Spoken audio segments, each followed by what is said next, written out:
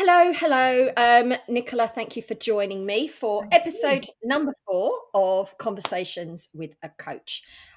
So today we are going to go in on creative writing, Mhm. collaboration, our collaboration, community, and all things that. So thanks for joining me. Thank you very, very What? much for inviting me. I'm very, very honoured to be here. How can I have a podcast and not invite my business bestie? Well, I would be very offended. You would, Very you offended. would, you would This is be very basically going to offended. be like one of our normal chats that we have, just you're recording it and putting it out into the universe. Yeah, Yeah. and there's kind of a theme around it. Yeah. So, for the purpose of the audience Yeah. and those who don't know you, can Mhm. you explain who you are and what you do? With pleasure. So my name is Nicola Joyce. I'm known on socials and things like that as the Fit Writer, and that's because I am a copywriter and I specialise in writing for fitness brands and fitness businesses. And in case people don't know what a copywriter is, which is completely understandable, because why would they? It's not copyright, like legal copyright. It means it's writing. So my job as a freelancer is I write the words that help businesses sell stuff, get people interested in their brand, get people to hang around and be loyal. It's essentially, if you think when you see like an advert or a website, it's going to have design elements and it's going to have words. I do the words bit. So communication is kind of my job, same as you, just very differently. Yeah, I write things down. you write the stuff down, and I write stuff I down that do the makes people strategy do stuff. things. Yeah. Yeah. So, websites, written material. Mhm. What else do you get involved with when it comes to copywriting? Yeah, really anything. If you think of anything that a business would need words for in order to sell something or market itself or communicate what its brand is. So, depending on obviously the size of the business and where it is in terms of whether it's a startup or very long running, that could be anything from, as you say, the website that's there, emails that go out. Like we've all had emails when we buy something or sign up to something, we then get marketing emails. I would write those. I mean, I've been doing this since 2004. So back in the day, it was a long time before socials. I used to write things like brochures, adverts as well, even down to things like products, labels on products, supplements and things like that you might buy in All right. Holland and Barrett or whatever. Literally anything that needs words, especially if they need to be descriptive, creative or salesy. If Yeah. the words need to make people understand something or do a behavior, then that's what a copywriter would do. Do a behavior. I Do a like that. behavior, act in a certain way. Yeah, you want people to take a particular Take action or action. behavior Yeah. in a certain way. Mhm. Yeah. Yeah. Okay. So how long have you been a copywriter? I know you said since 2004, but Mhm. you obviously didn't leave school and copywriter was your first job, or No, was well, I it? didn't. Well, sort of. I'm one of those annoying people. I did always want to do what I now do, but I just didn't know. I didn't have, ironically, the words for it because I didn't know copywriting was a thing. So I went to uni. I did do English and theatre studies. I then did a master's in. It was called. What was it actually called? Contemporary literary theory or something. Essentially, the theory of writing. So that was my Yep. postgrad. And then from there, I did the normal thing. I went down to London, got whatever job, and I ended up in a job. I don't know if it even exists anymore. It was called conference production. It was back in the day when people still had budgets to send delegates to big conferences. I would create those conferences in terms of the content. I would create like the speeches and the marketing brochures and the emails, all of that from scratch. They were very boring topics to me. I was in finance and telecoms, but that's neither here nor there.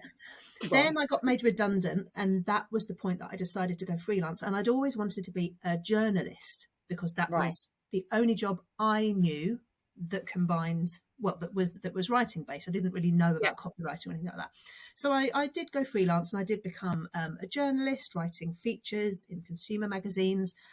And through that, bit by bit, local businesses started asking me, oh, could you write my website? Oh, I've got a brochure that I need to write for this trade show. Could you help me with the words? And that's how I realised copywriting was a thing.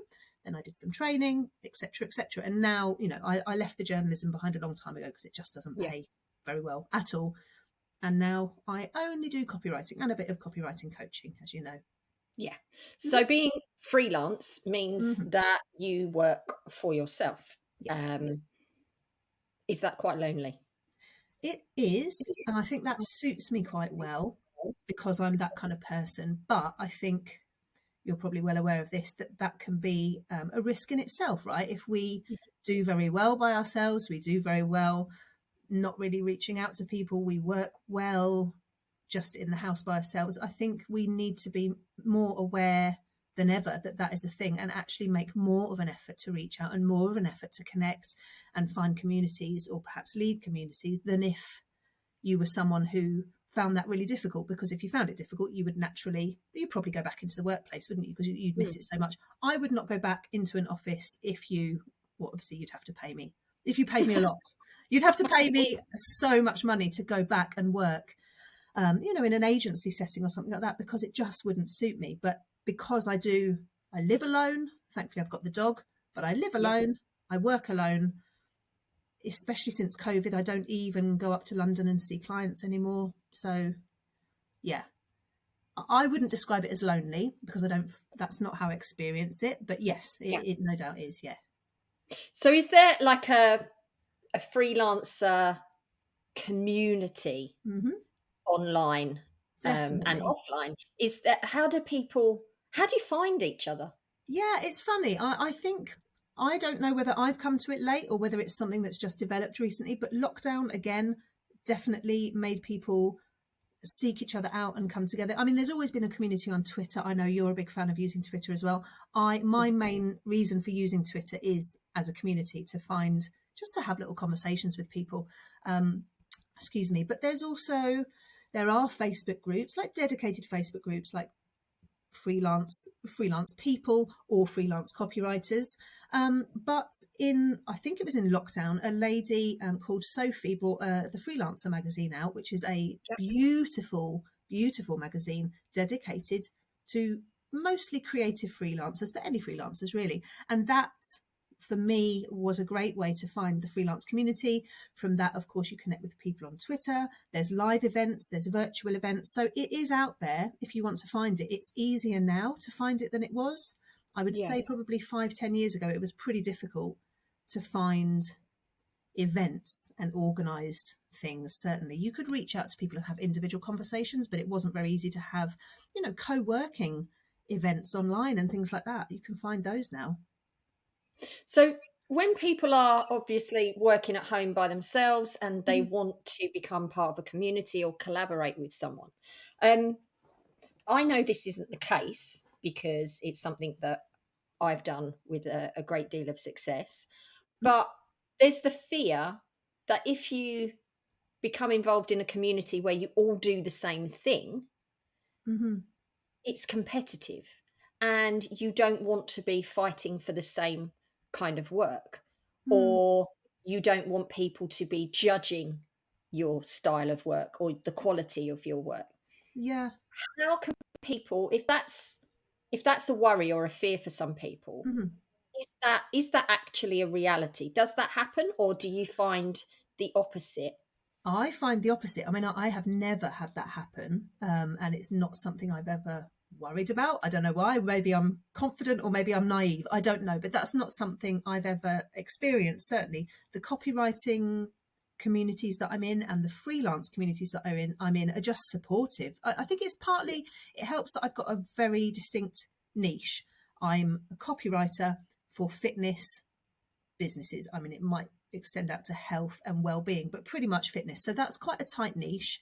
Yeah. So maybe that helps. Maybe I'd feel differently if I was just a copywriter. Maybe I would feel a little bit less like I had a stake in the ground, and I felt a little bit more like people could poach my work. But I don't think so. I think it depends on the community. I think when you find a freelance community, everyone in there understands, because we're all going through the same thing.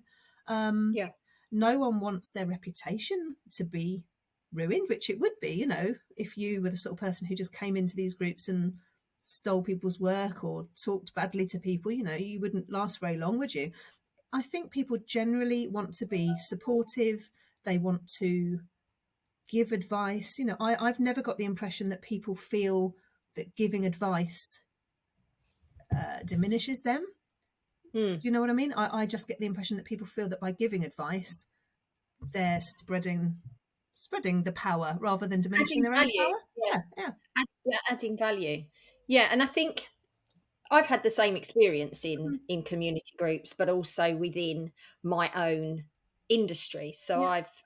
I'm part of communities for social media management, Hmm. which is what I used to do. I'm part of a coaching community, Hmm. and like you said, I use Twitter a lot. Hmm. And on Twitter, I'm only on Twitter for the Formula One I know. community. Yeah. I don't use it for work Yeah. at all. I go there to connect with people that are interested in the same sort of stuff as me. Hmm.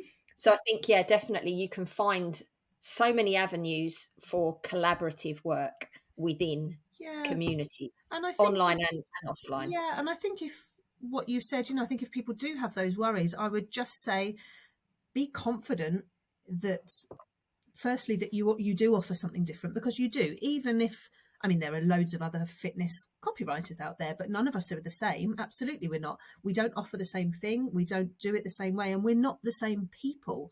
And that Mm, really is part of what differentiates you as a freelancer, is you, right? I could do exactly the same thing as another copywriter, but the client might choose to work with them or me just because they like us better, or we fit their values, or whatever it is. So just remember, take confidence from that. You are you, and there's only one of you, so no one can steal that.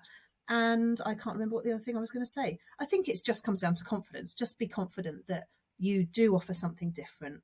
And that's the beauty of being self-employed and freelance. So you can't hold yourself back from being part of a community because you think you're going to get your people are stuff going to steal your stolen. stuff. No. And if they So do, if someone tries to steal your stuff, well, it won't work because they're not you. no, and this is something that I see a lot of Mm. online. Like you do see content repurposed Yeah. that has obviously been posted by somebody else, and we see it all the time. And Mm-hmm. we've both had it Mm-hmm. happen to us. And it is, you do kind of, the first time it happens, you go, cheeky shit. Of course But you do. it's a compliment in one aspect, but it's also knowing and understanding that they haven't got the access to the thought process and Exactly. idea behind So it. they can't follow So it yeah, through because they can't, no, at the end of the long line of things, they cannot be you. yeah. So And there this you is go. this is a really good aspect actually to talk about with copywriting Mhm. is how, or what are the skills involved for you to be able to write on behalf of somebody Mm. else, because you would need to be like a chameleon, Mhm. I guess. Or so how do you get into the head of your clients? What's the skill set, what's the I don't process? know is the answer. I do think it's just an innate skill that I've got, but I can make some guesses from my background. Right, I was a journalist. And to be a journalist, you've got to be nosy / curious, whatever you want to call it, right? You've got to Yeah, really be curious about people, like stories, like finding the curiosity for the smallest story that doesn't seem yeah, interesting. So I yeah, think either having or fostering that skill in yourself will naturally get you right into someone's shoes. Listening as well. You know that I do a voluntary role which involves listening. So being a really good listener, much better than you think, getting real like ninja level listening skills. And what that will do is not just help you listen to what they're saying, like the facts, but how they're saying it and what they're yeah, not saying and the words they use. Like sometimes I will write something for a client and they'll say, "Oh, that sounds like something I would say," and I'll be like, "You did say it. You said it. You said it to me." yeah, People don't realize how much they say and how they say mm, it, and their little nuances and phrases they use. They don't know because it's just a habit, almost like a tick, I suppose. yeah, But if you can capture that either through software, if you want to go that way, I don't, or through pen and paper, or just remembering, if you can have that skill, you can then put that back to them through your copywriting, and they'll suddenly be like, "Oh wow, I really feel heard." And you'll be like, "Well, it's because I was listening." So I yeah, think it's that. And then social media makes it so easy these days. When I take on a new client and I am writing for them in their voice, obviously one of the first things I do is go and watch their stories, go and watch any YouTube videos they've got, anything they've ever put out there, and you all of a sudden you feel like you've been their best friend for 10 years or something. Yeah. It's Yeah. it is, I suppose it's probably not easy, but I don't find it difficult, certainly. And I guess you would have to have the ability to build good relationships with your Yes. clients Oh, yes. for that to be fostered, right? Yeah. So how talk to me a little bit about how you foster and maintain client relationships. Like what's important to you when you're working with somebody? What do they need to have? And what do you bring in that's extra for them? Does that make sense? It So makes sense. I'm looking around like this because I'm like, I don't know. I just do what I do. I think it's very important to me. It's hard for me to answer that question, Tanya, because I don't know what other copywriters do. So I've got nothing really to benchmark against. So I can't say what I do that others don't do, but I can make a guess. And I know that I don't outsource any stage of my sales process, not even like if I'm DMing, if people get in touch with me on Instagram, it's always me from the beginning. It's yeah, always me. I will get somebody on a call as quickly as possible. I mean, probably not if it was a teeny weeny job, but I don't do teeny weeny jobs these days anyway. So I will pretty much get somebody on a call, ideally a video call, as soon as yeah, possible. It doesn't have to be long, and it doesn't actually have to be that much about the project. It's more so that we can see each other's faces, they can meet me, we can ask each other, goes both ways, whatever they want. I try to just put people at ease, I suppose. I love it actually that more people work at home these days because I can see often. I had a call yesterday with a new client, and his two sons kept poking their heads around the corner with water pistols because it was that really hot day. I love yeah. that, right? And I quite often try and bring my dog in on the call because if people like dogs, I think I just try to put people at ease and try to show them who I am, just honestly and transparently. And that way, if they want to work with me, they know exactly what they're going to get, and they know exactly what the calls will be like at every stage as well. I don't know. That's it, I think. So how do you sharpen your creative pencil? Oh, that's such a ick thing to say. I've given myself You've the been ick. sick in your mouth of it. How How do do I you keep stay those creative? creative yeah, how do you stay Yeah. creative? Because Well, it's it's something that it's a muscle, right? It's like a muscle that yeah, it is. you have I to keep think so. using. So what do you do to stay creative? Well, I do write every day. I journal a lot, and I journal every single day and have done for the majority of my life, actually.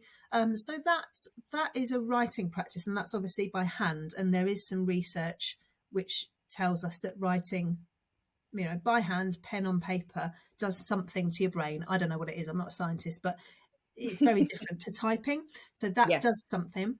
Um, I enjoy the creative arts. Like I was talking to you before you press record about a show I went to see yesterday. So I do go and watch live performances. I mean, this is making me sound like such a cliche, but I do enjoy poetry. Like I follow poetry accounts on Instagram. I think I just keep myself immersed in other people's creativity. I give Yeah. myself at least like 5 or 10 minutes every day. I give myself space to be creative. And then from time to time, I will go on courses like Ruth, who I'm sure you can link to in the notes. We've both done some of her creative writing courses. So those are almost like intensives, Yeah. training, if you can call creative writing training. I think it's just that. I think it's just like anything, you have to have it around you and immerse yourself in it, because And I there's no guess such you thing have as to have a perfect. passion for it as well. Yeah, a passion or at least an interest. And I think you have to forget as well any sort of perfection with creative writing, especially if it's just for yourself. But even if it's not, because there's no such thing as perfect with writing, even No. copywriting, people pay me hundreds, thousands of pounds for copywriting, and it's never perfect because there's literally no such thing. There's no measure. No. It can be No. good, and you can measure how many sales something brings in or how many conversions. You can have metrics, but writing can't be perfect. And especially if it's your own creative writing, it doesn't have to be. So No. just do it. Do it because you want to do it. And when it comes to writing for businesses or, like you just said, for a sales process, for an end result, so not just writing for pleasure or enjoyment or for the craft of it, but writing for a purpose, Mhm. do you have to have a wider knowledge of other industries, such as marketing, sales, advertising? You do, yes, of course, because the copy that you're writing sits somewhere within that, whether you want to call it a funnel or a process or whatever. It helps to keep your focus on the consumer, right? Rather than, well, that's how I like to do it anyway. Reverse engineer it by, rather than thinking about what the business is doing and how the business is piecing together marketing and sales, think about the person who's buying the thing or whatever it is. And that way you can not only bear in mind consumer behavior, which is going to help you think, right, this person needs to have their interest piqued with that, be informed with that, and be convinced to buy with that button. But it also helps you literally walk the consumer through all the different bits, which Yeah. will help you see where the bit you're writing fits in. Does that make sense? Yeah, so that's the client journey, like the client experience, customer journey. UX, all that Yeah. stuff. Yeah. Yeah, Yeah. from one place to, Mhm. well, from start to where you want them to end up. From the start to where you want them to end up, but also the bit before, which I think a lot of people forget about, because that consumer is not born a newborn fresh baby when they see your Facebook. They've had a big life beforehand, which Uh-huh. involves possibly using other brands, other competitors. It possibly involves having thoughts about the service that you provide and not ever engaging with it before because of whatever reasons, you know. And you've got to think about those things as well. So there's no point just thinking about, where does this consumer start in our funnel? You've got Yeah, to think about, there's probably a word for it, I don't know, their life before they engaged with your brand, because that's what I mean about thinking about the consumer rather than just your brand and the marketing funnel, because it's the absolutely. consumer that matters. If you don't think about that bit, none of it will work anyway, because you're not bearing them in mind. Yeah, and I get, so whenever I've done any work around a sales process or a marketing funnel with a brand or like a corporate company, when I used Mhm. to do consulting work, like my first question with them was always, have you done market research on whether this product is actually viable and there's a Mhm. real desire and need for it? Mhm. And 9 times out of 10, they hadn't, and No, we just they think it's a didn't cool know. thing. Yeah, they didn't know who their market was. So it's like, oh, I wanted to make this thing, so I've made this thing. People Mhm. will buy it, and it's like, well, what type of people? What And the people? ideal, yeah, the ideal client stuff, their life experience, their stories, Mhm.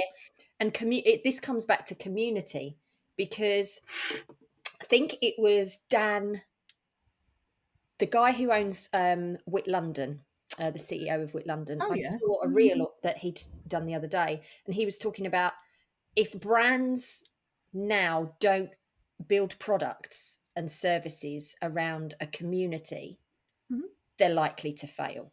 Mhm. And having an idea of who your community is, your tribe of people, like who are you aligned with? Like, what's the sort of person that's going to buy this Yeah, and product? Wit is a great example, isn't it? Because that's an apparel company, and apparel is perfect, because if you think about it, apparel is just a top or some shoes.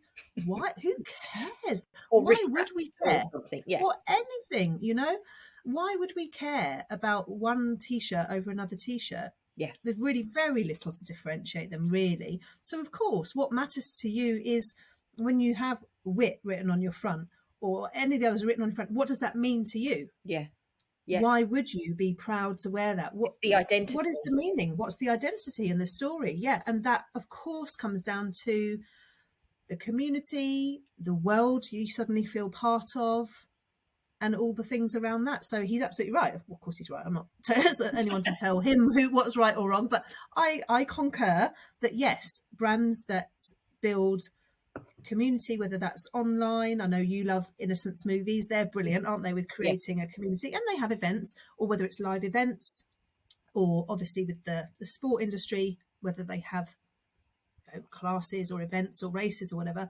It's crucial, because then people will feel part of something special, and the t-shirt they're wearing or whatever is sort of secondary to that, yeah. but they will be loyal to the brand because it will mean something to them. Yeah, it's tribal, isn't it? We all have this Mhm. innate sense of belonging. We all want to belong to something, and understanding and identifying who your people are. There's communities literally everywhere we look. Um, Mhm. there was something I really wanted to ask you about, Mhm. because I try and talk about this with some of my clients because it's such an intrinsic part of telling stories through content and through your business and through products and services. Joseph Campbell's hero's journey. Mm-hmm. Now, how impactful and how relevant is that for copywriting? It's really relevant for content, especially, and for anything where you're bringing a story in. So you would do that with a sales page, because with a sales page you're not just telling them, here's the features of my thing, now buy it. Oh, and by the way, it takes 28 days to do. It's not just the facts, the nuts and bolts. It's, again, just as we were saying, it's what that will mean to the person.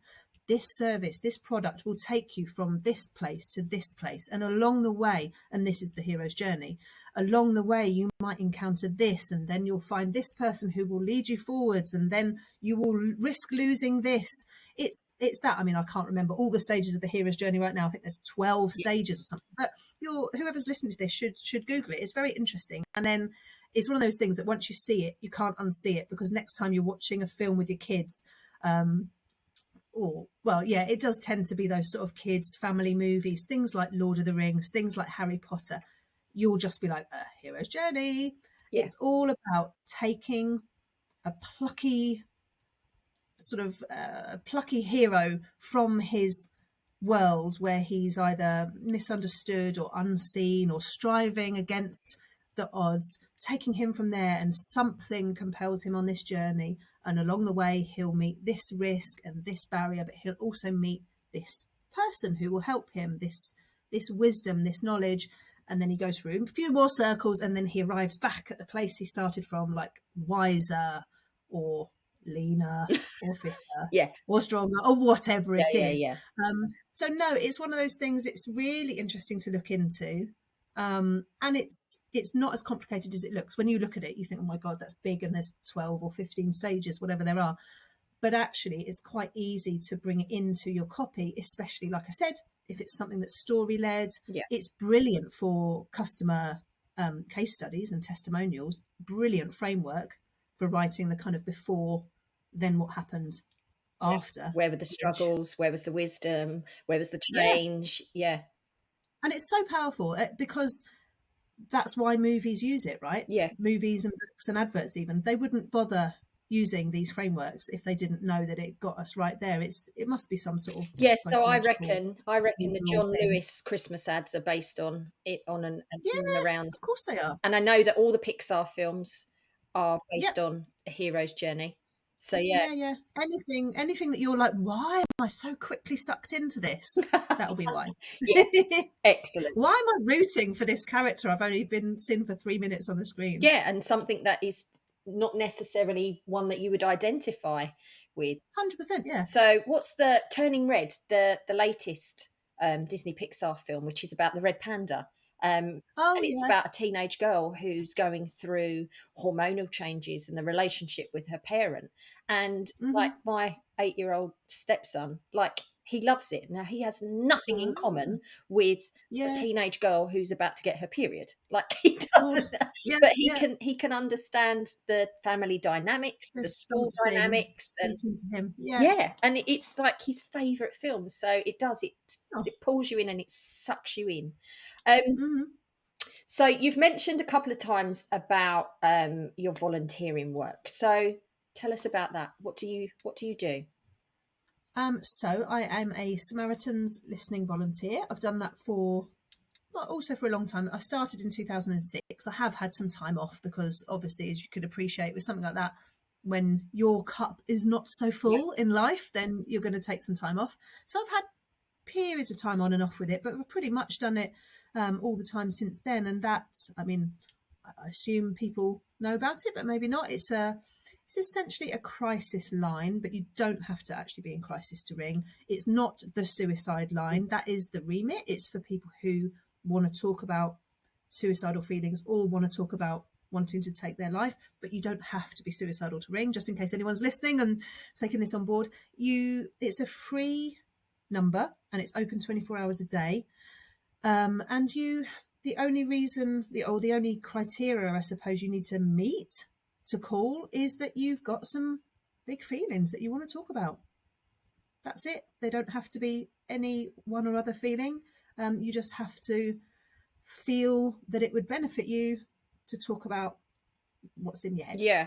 And as volunteers, what's your role within those conversations? Are you there Literally just to listening. listen, to facilitate listening?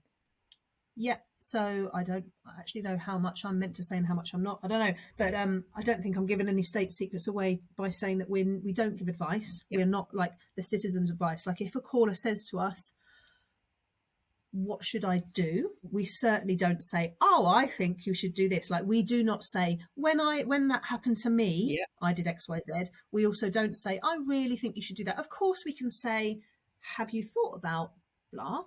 or "What do you think would happen if you did Yeah. blah?" But we don't give advice. We don't self-disclose. So we don't say, if they say, "Well, have you got kids? Has this ever happened?" We don't self-disclose. So it is a listening service.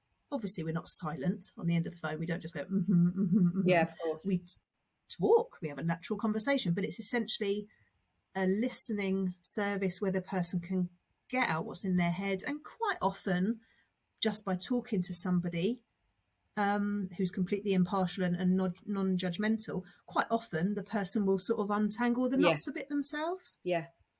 Such a valuable service, and I don't think many people Mm. really understand the impact it has, but also the relevance and the importance of having somebody listen, just Really listen to really you listen to you. and believe Yeah. you.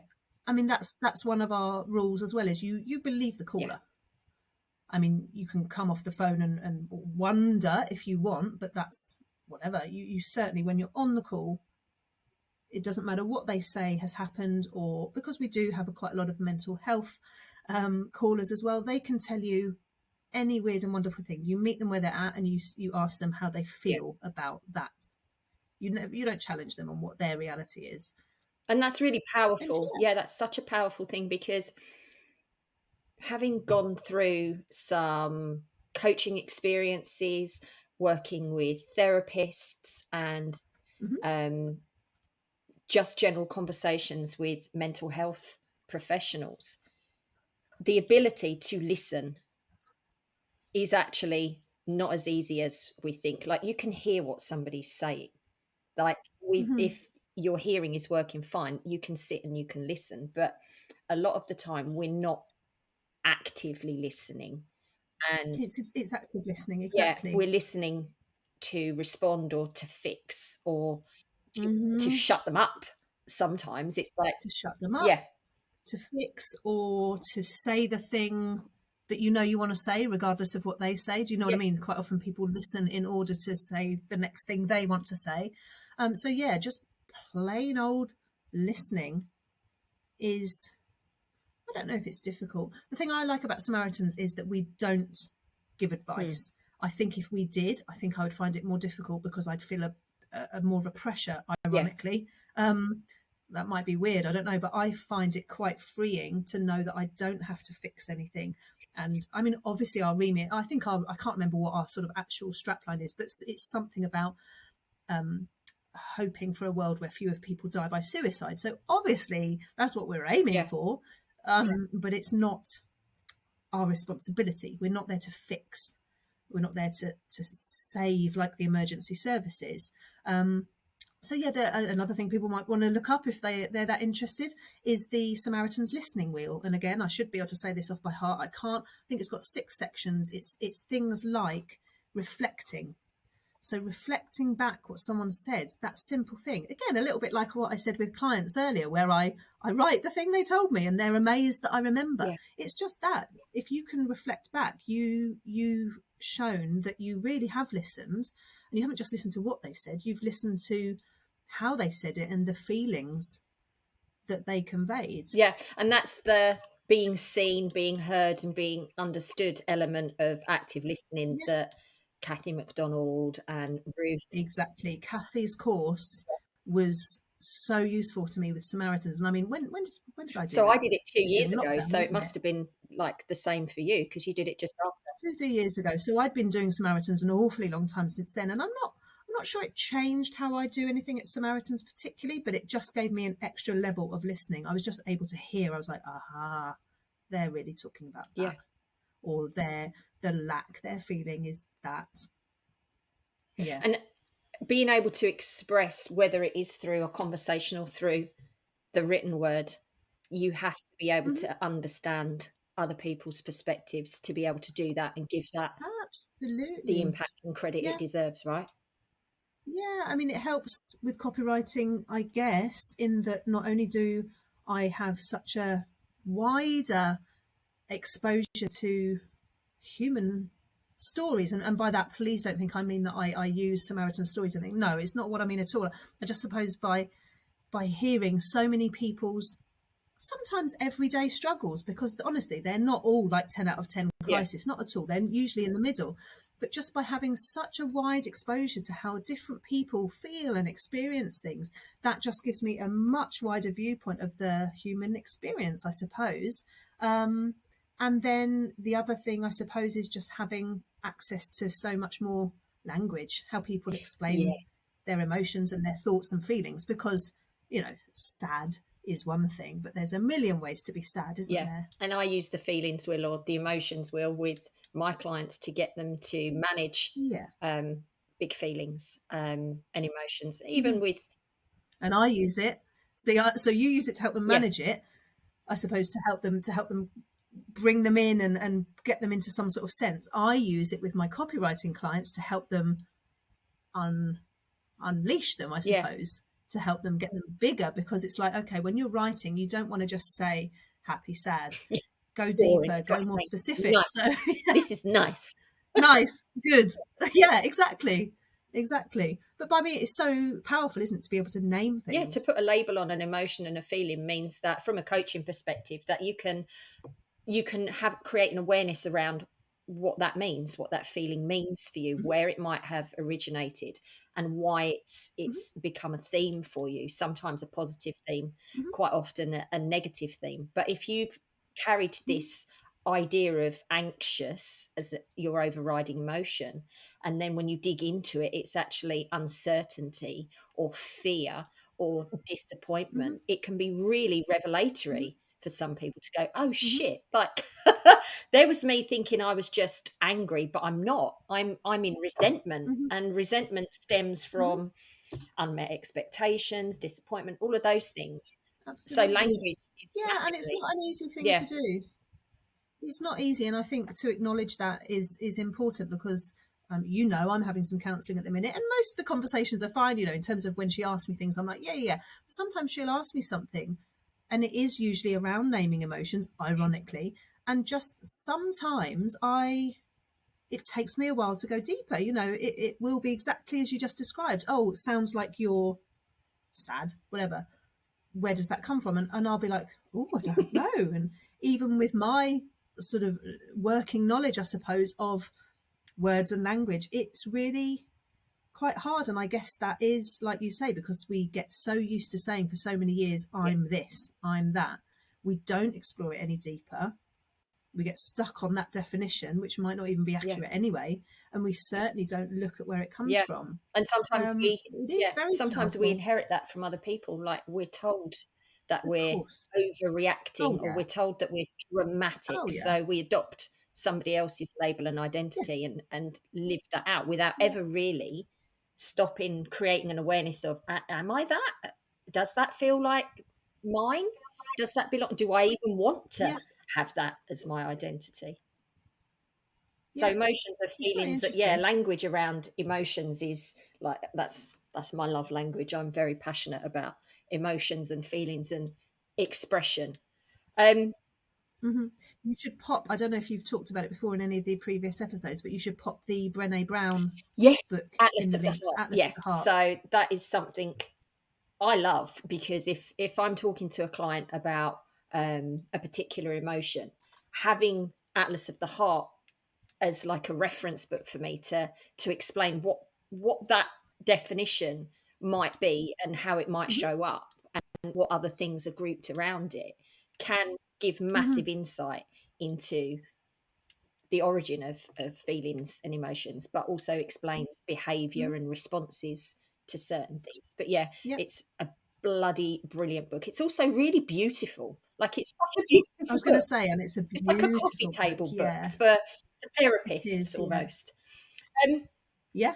And I wanted to talk to you about Samantha, your Samantha, my new doggy. house friend, your new family member. Well, I would say that we'll get her on the call, but she's fast asleep and she's a very slow-moving vessel, shall we say. So by the time she got onto the call, it would be like an hour after this finished. But yes, what about her? Having such an affinity with animals. So I've watched your journey of when you rescued Sammy from the Dogs Trust. Was it important for you to rehome rather than buy a puppy? Oh, 100%. And I don't want to come across too sanctimonious about this, because I know it is a thing, and it's no judgment on people that get puppies or want a particular breed or anything. But for me, it's just a values thing. It's just values. I would never buy a dog just because I don't believe that's correct. And also, I don't care enough about breeds. I like bull breeds, but I didn't expect to end up with a gigantic actual bulldog cross, not at all. So as long as it's not a small one or one with a pointy nose, I don't mind. As long as it's got a bit of a squashy face and some muscle, it's good with me. So it was more that, but also, yes, very much rescuing, and yeah, it's just part of my charitable nature. I don't know what it is. Probably go to therapy for that. But yes, so it was very important that I rescued Frankie, obviously the previous dog who you knew very well. He was a rescue too.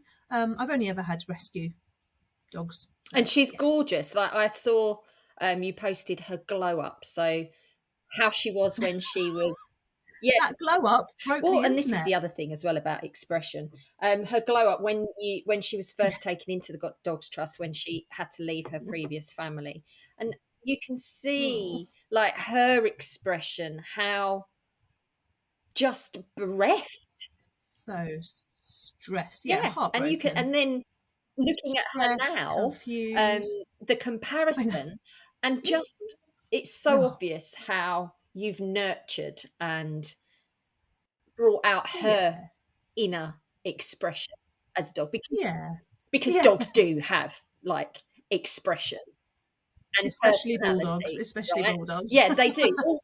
All animals have this little innate personality, and of course they why do. did you set up an Instagram profile for her? Now I get it, and I understand, and I know why these things happen. I did, because the honest story is that Frankie, the previous dog, may he rest in eternal peace, he had a blog. I mean, this is back in the day when blogs were a thing. I used to blog a lot, and my blog was actually quite big and well known, and it won some blogging awards and stuff like that. And from time to time, I would blog as Frankie, and I always really enjoyed it. Like, he would blog about his opinion on my work. Like, when I was a journalist, he would sometimes come on shoots, and he had a funny tone of voice, and he wrote about trying out sports and all stuff. So I missed that, actually, when I stopped blogging ages ago because I couldn't be bothered. But with Frankie, I did actually quite often wish I could do some sort of social media from him. So when I got Sam, plus she's gorgeous, but she's sort of got a face that's made for, I just really wanted to, I don't know, I wanted to tell her story, but I didn't want to do it, partly because it's not really professional to do it on my business Instagram. And I thought the Dogs Trust people would like it, to be quite honest, because they loved her. They had a real soft spot for her because she was there for so long with no interest. So I thought, well, that's kind of nice for them as well. And I just wanted to. I thought it'd be funny. I love following dogs on social media. It's just a perfect summary, or a perfect intersection of creative expression meeting community. And to be fair, you were asking earlier about creativity. I didn't even think of that. Doing my own social media is a bit creative for me, actually, but doing Sammy's definitely is. Like, she has a tone of voice, which has evolved, by the way. I did not write like brand guidelines for her. It just evolved. She has her little expression. Like, I don't know why she says, "Wowee, you guys." why does she say wowee, you guys, all the time? Yeah. It just happens. So I really do enjoy doing her Instagram. That's quite creative. And for I me as love it, well. and I really enjoy it. You've got to pop her Yes, Instagram in the comments I so people will. can I follow will her. definitely do that. She's got She needs 202 more. followers. The world needs to see more. So Oh. I want to finish on something that is a little bit educational, or more educational stuff, because well, no, Talking about the my whole dog. of this conversation so far has been really awesomely interesting. If somebody's interested in creative writing or wants to explore creative writing, whether it's for them personally or for their business, what 3 tips would you give for creative writers? So the tips I'm going to give for more creative writing, which might include someone just writing for pleasure, are going to be a little bit different to what I would say to someone who comes to me asking for advice about literally just writing for their business. I'm going to say, and I know it's a cliche, but write as you speak. And that doesn't necessarily mean with all the ums and ahs, I feel but it seen. could do. And there's a tip I've got for that. But why you write as you speak is just because I think a lot of people feel that when they write, it all of a sudden has to be stilted and perfect and academic, maybe. I don't know. It really doesn't. It never did. And it especially shouldn't in this day and age where we're all so exposed to each other's writing through social media. And especially if you're only doing it for yourself. So write as you speak.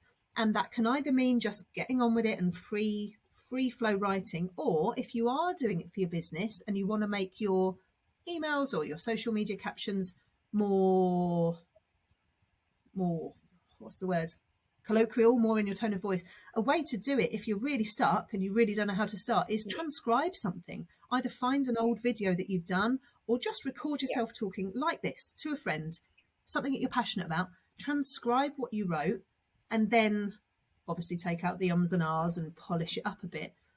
But I did a reel about this morning. People think they can't write. Well, if you can speak about it, then you can write about it because it's all words. One of them's coming out your mouth and one of them's coming out your pen. You've got the words. So that would be my first tip. The second one would be to always write to one person. And this is useful if you're writing any sort of marketing copy. It's super useful because it's only ever going to be one person receiving the message. So you actually have to. If the person receiving the message gets the impression that you're writing to the masses, it won't land. They have to feel like you are writing to them. So if you've got a small business and you've got an ideal client, I mean, put a photo of them up on your computer if it's someone you know, because then you're really writing to them. And if you haven't got that, just come up with a profile of them, give them a name so that you're imagining having that conversation. And then with creative writing, I mean, this might be a bit TMI, but I always keep a photo of myself as a child in my diaries. Just a random one. I'll find one in a drawer. The one at the minute I've got is me sitting on a beach when I was about 3 holding up a feather like that. But that's because I still want to be writing to someone when I journal. I don't get the photo out and hold it like that, but that just focuses my mind, I think. So always write to one person. And then the third one, I suppose, which would be relevant to any kind of writing, is have a nice space to write in. And that might not mean, a nook or an annex or an attic. Can do if you want. It might just mean that you always have a favourite cushion on your lap when you write, or you always have a cup of tea in your favourite mug, but have some, I mean, you must know, this is probably an NLP thing, some sort of triggers, I suppose, would it be?